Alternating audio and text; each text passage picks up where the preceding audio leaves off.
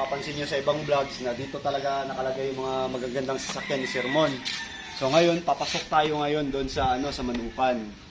So ayan, nakikita nyo, napansin ko dito ngayon, medyo yung mga nyug niya talagang rin, tinamaan din talaga. So punta tayo ngayon dito para mag-acquire ng perfection round head. Para naman dun sa mga kumuha sa atin sa pahulugan na makikita nila na legit po tayo na galing mismo sa Mount Banahaw yung material natin. So ayun, dito yung Manukan ni Sir Mon. Actually, kami nga lang tao dito. Nakakatawa.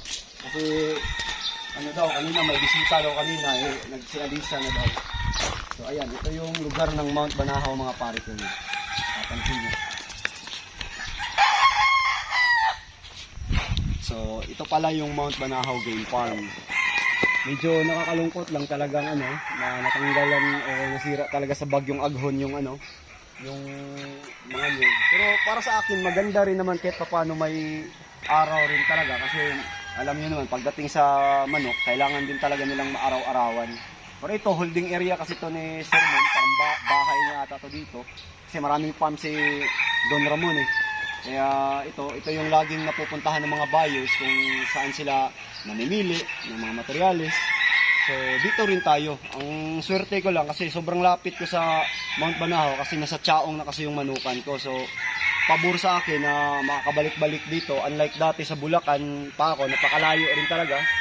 Expensive yung transportation. Ngayon, easy na lang sa akin kasi mga 15 minutes, 20 minutes dito na kagad kami. So, yun. Tignan natin dito mga boss. Dito mga pare ko. So,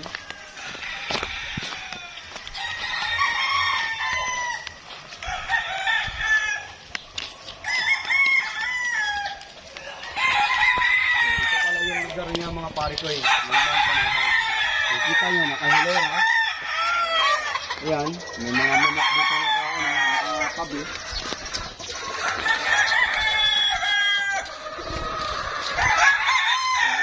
Gradas ng mga pare ko Dito ko ginaya yung gradas ko mga pare ko. Dito lang kay Sir Mon, talagang napakaganda lang talaga nakatayo. Kung tayo naman, wala pang budget, simento lang muna. Pero darating din yung time na ipapatiles din natin yung atin. Para maganda rin talaga. Presentable ba?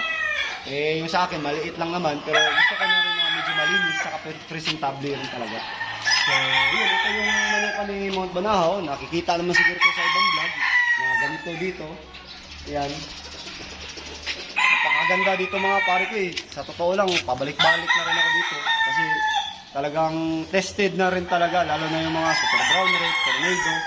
Kaya dito ko rin talaga kinukuha yung mga iba natin mga breeding materials.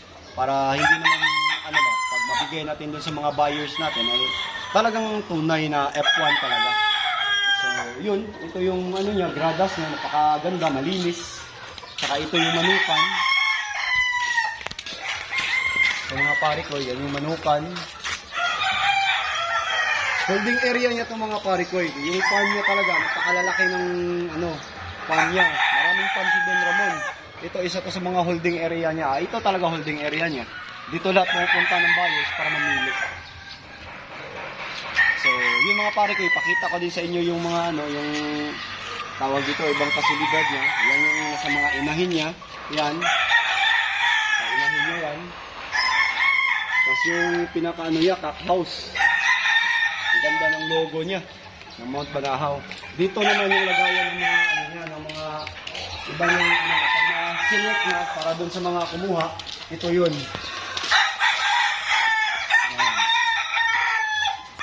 Napakaswerte natin mga pare ko kasi napagbigyan tayo ng Sir Mon na makapag-vlog.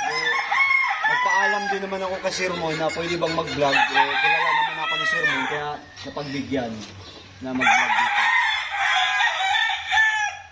Ayan, so mga pare ko dito tayo ngayon sa Mount Banahaw.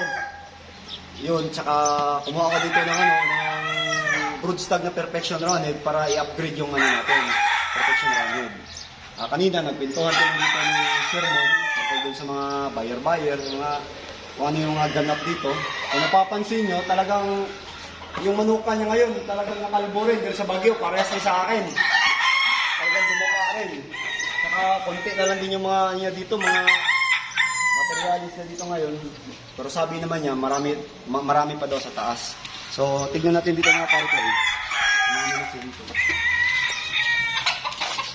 Ayan, ito yung ano yung mga palito niya, mga parikoy. Maganda.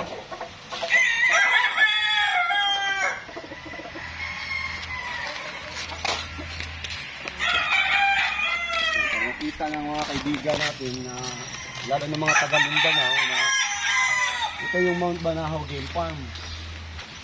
Dito ako kumukuha mga pare ko kasi tested talaga yung mga yung mga manok. Alam naman natin kapag pagdating sa Mount Banahaw, super talaga. Kaya naisipan kong pumunta ngayon dito kasi sa pahulugan ko, meron din naman akong perfection. Gusto kong i-upgrade yung perfection ko mga pare ko. So napapansin nyo, halos wala nang nakatali. Ayan, dito tayo.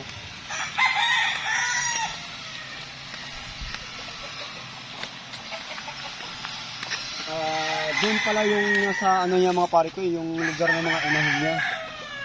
Saka sabi niya, medyo sold out na rin daw talaga yung niya, mga pullets niya.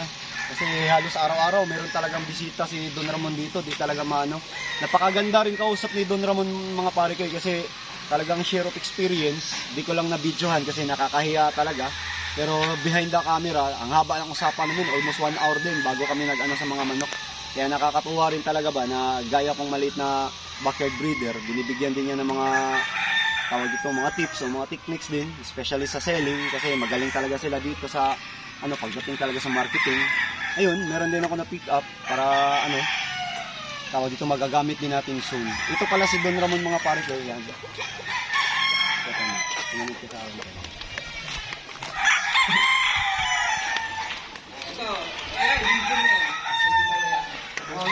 Mga pare ko, ito si Don Ramon mga pare ko. Sir Mon, pwede mong ayayin yung mga viewers ko, Sir Mon? Sa Princess Alcaya Game Farm na dito talaga bumibili. Authentic to. Bumibili talaga dito to. Ayan, yun mga pare ko, nakita nyo na mismo si Don Ramon talaga nagsabi na dito tayo kumukuha. Yun, pintuhan.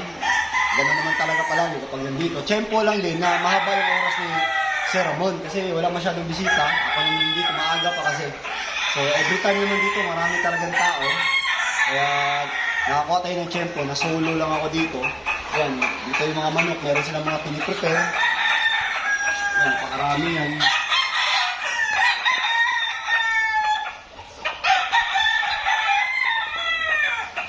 So, yun mga pare ko, nakita nyo na kung ano yung dito sa Mount Banahaw. Di lang talaga pwede natin ipakita yung mga galawan dito eh.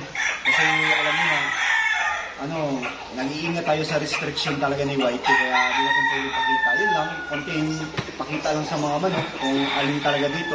Ito pala yung nakuha ko mga pare ko. Pakita ko sa mga pare ko.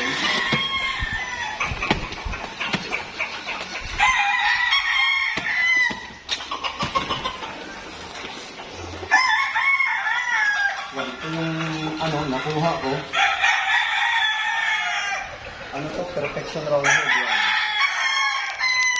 Pakagandang manok mga pare ko. Nasubukan na rin namin. Talagang meron din talaga. Hindi tayo pakahiya nito.